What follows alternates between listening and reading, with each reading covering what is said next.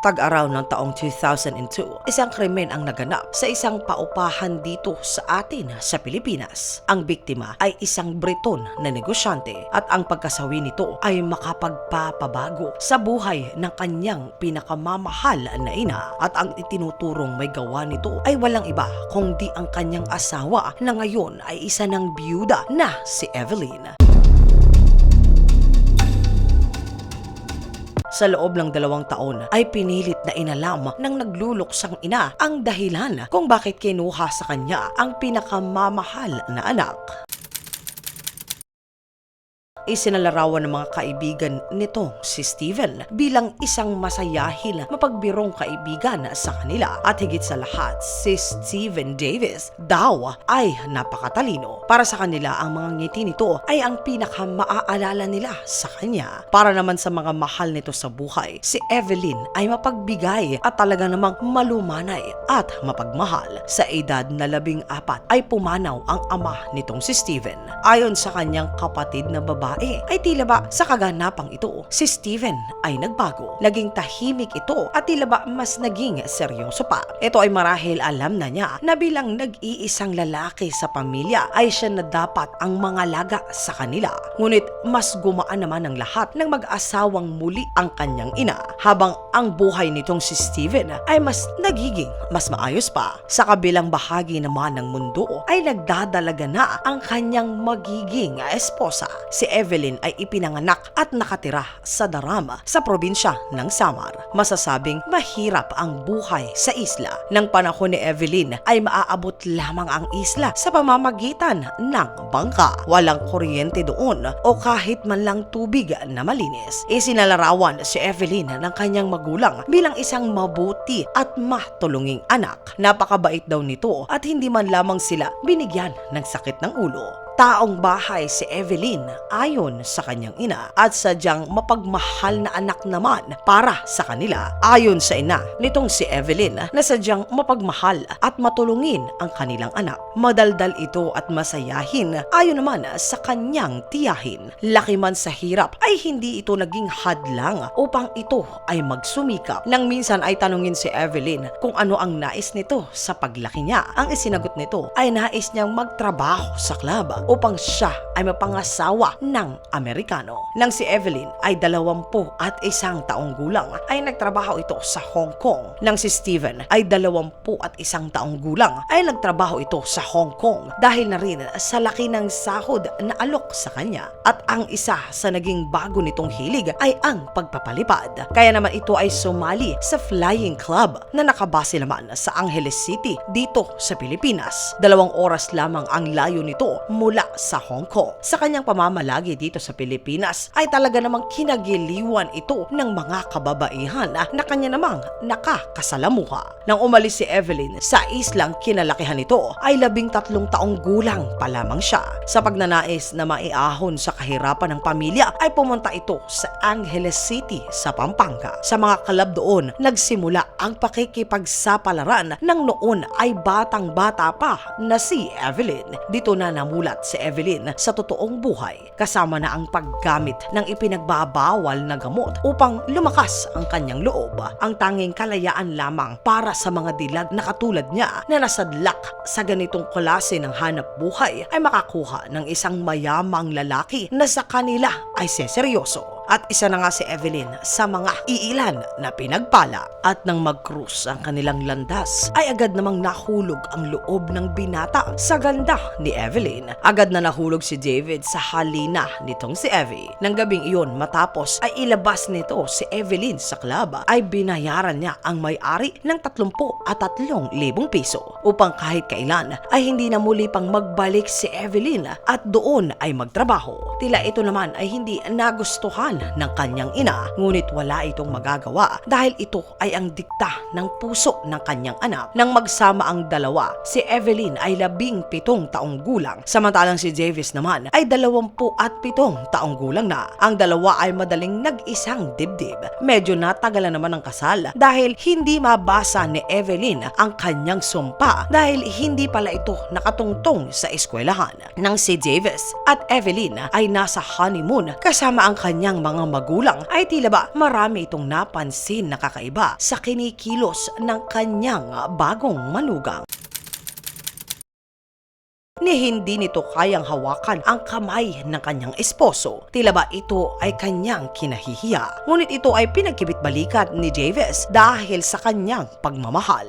Ayon kay Davis na mahal niya si Evelyn at ito ay ang magiging nanay ng kanyang mga anak. Ito naman ay totoong na naganap. Unang isinilang ni Evelyn ang panganay na si Jessica at makalipas ang 2 taon ay sumunod naman ang bunso nito na si Joshua. Dahil sa lumalaking pamilya ay nagpasya ang mag-asawa na mula sa Hong Kong ay lumipat sa Angeles sa Pampanga. Kung noon si Evelyn ay nagtatrabaho sa club, ngayon ay iba na ang mundo na kanyang ginagalawan. Nagrenta sila ng isa sa pinakamahal na apartment sa Los Angeles at ang allowance nito mula sa kanyang asawa ay 60,000 piso at may mga yaya at kasambahay ito na sa kanya ay umaagapay. Napansin naman ng kanyang biyanan na walang ginawa si Evelyn kundi ang humilata at mag-cellphone buong araw. Ngunit ang sagot lamang nitong si Davis ay wala daw dapat itong gawin dahil siya ay ang kanyang prinsesa at kasama sa pag-unlad ni Evelyn ay ang kanyang buong pamilya. Pinatayuan ni Davis ng bahay na bato ang mga magulang nito. Binigyan din ng bangkang pangkabuhayan, ngunit tila ba ang pagbabago ay mas lumaki pa. Napansin ng mga biyanan ni Evelyn na palagi ang ito ay may kausap sa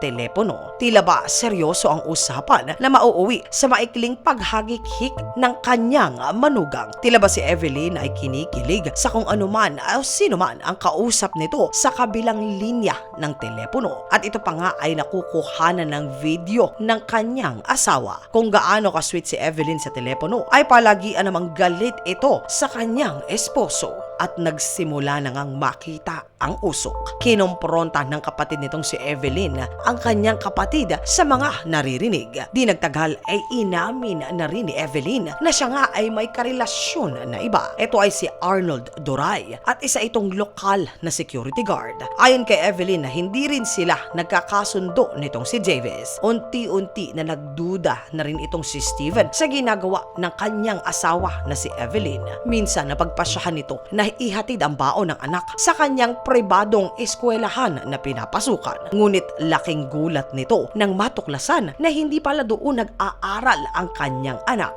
Ngunit nasaan na ang perang pangmatrikula na palagian niyang ibinibigay kay Evelyn. Dito nagpasya na si Davis na hiwalayan na ang nagtataksil na asawa. Sa katagalan, natuklasan nila Davis na binilhan ni Evelyn ng motor ang kanyang kalaguyo. Dahil sa hindi na ibinigay ni Evelyn ang pangangailangan ng asawa ay dahan-dahan nang lumalayo ang loob nito sa kanya at nagsimula na muli ito na magbuhay na isang binata kung saang-saang bar muli ito nagpupunta kasama na ang mga binata nito na kaibigan. Ngunit nanaig pa rin ang pagmamahal sa asawa. Sinabihan niya ito na hiwalayan at tigilan na ang kanyang kalaguyo at ibalik nito ang mga pera na nawawala. Dapat itong magtrabaho o di naman kaya ay mag-aral kung nais pa nitong maayos ang kanilang pamilya. Ngunit tila ba wala ng interes na maayos pa ang kanyang pamilya itong si Evelyn at hindi na rin ito nagbago pa. Kaya naman sinabihan ito ni Davis na ito ay idediborsyo na niya. Ngayon ay tila ba nahaharap si Evelyn sa isang malaking suliranin. Mula sa pagiging mayaman ay malamang na bumalik ito sa pagbibenta sa sarili. Samantalang bumalik si Davis sa Maynila upang ayusin ang negosyo nila. Ito ay nakatira sa isang apartment sa Maynila. Gabi ng July 18 ng taong 2002, isang tawag ang natanggap ng ina na si Margaret mula dito sa Pilipinas. Ang mabigat na balita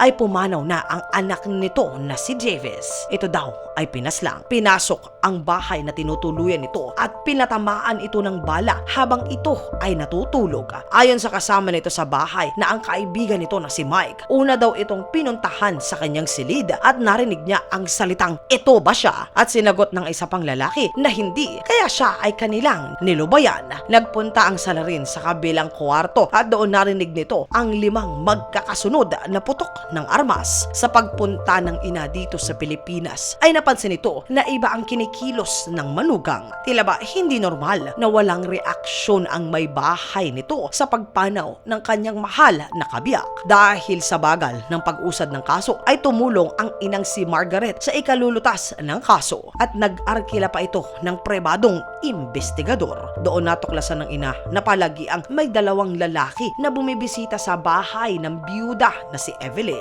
Ito ay ang itinuturong kalaguyo nito at isa pang hindi kilala na lalaki. Matapos na sila ay imbestigahan, lumabas na ang 2 pa lang ito ay 2 sa salarin na pumasok sa bahay na tinitirahan ni Davis at ang kalaguyo nitong si Arnold Duray ay ang nagpaputok ng armas. Ngunit 3 ang pumasok sa tahanan. Ang huling salarin pala ay ang bayaw ni Evelyn na asawa ng kapatid nito. Ito ay kapalit na lang hindi pagkakaso sa kanya ay isinalaysay nito ang nangyari ng gabing pinaslang itong si Davis. Ayon sa kanya na bukod na si Evelyn ay ang nagplano ay nagsilbi pa ito na lookout ng gabing mangyari ang krimen. Ito naman ay mariing itinanggi ni Evelyn. Ayon sa kanya na siya daw ay natutulog sa bahay ng gabing mangyari ang krimen. Ngunit sa mas malalimang pag-iimbestiga, lumalabas na kaya nais na mawala ni Evelyn ang asawa ay dahil sa perang makukuha nito sa kanyang pagkasawi. Ito ay para daw makapamuhay na sila ni Arnold Duray ng malaya. Habang dinidinig ang kaso ay itinakas ng lola ng mga bata na si Margaret ang kanyang mga apo papunta sa Ireland. Sa loob ng 2.5 taon, ang inang si Margaret ay pabalik-balik sa Pilipinas upang kumulekta ng mas marami pang saksi at ebidensya at patuloy pa rin si Evelyn sa pagtanggi sa kanyang partisipasyon sa pagpaslang sa kanyang asawa. Ngayon ayon sa hukuman na sa tindi ng ebidensya at saksi ng araw na maganap ang krimen ay nahatulan ito ng 40 taong pagkakabilanggo. Ito ay walang pag-asang makalaya ng mas maaga. Sa ngayon makalipas ang 20 taon ay naninirahan pa rin ang mga anak ni Evelyn at Davis sa kanilang lola sa Ireland. At magpasa hanggang ngayon, ayon kay Evelyn ay wala pa rin daw siyang sala. Mga katinagalog, naniniwala ba kayo na walang kinalaman si Evelyn sa nangyari sa kanyang esposo? Kung oo at o hindi ay isulat lamang ang inyong sagot sa comment section sa ilalim para sama-sama na ito ay ating basahin. At yan ang segment natin sa araw na ito. Sana po kahit papaano ay napaisip po kayo. Magkita-kita pong muli tayo sa mga susunod pang makabuluhang mga talakayan. Maraming salamat sa walang sawang pagsuporta sa akin channel. Wala pong iba ko pang channel ang Ligali, Orange and Friends at More Than Facts. Ito pong muli ang inyong lingkod na si Tinagalog sa inyo po. God bless, keep safe, at peace out.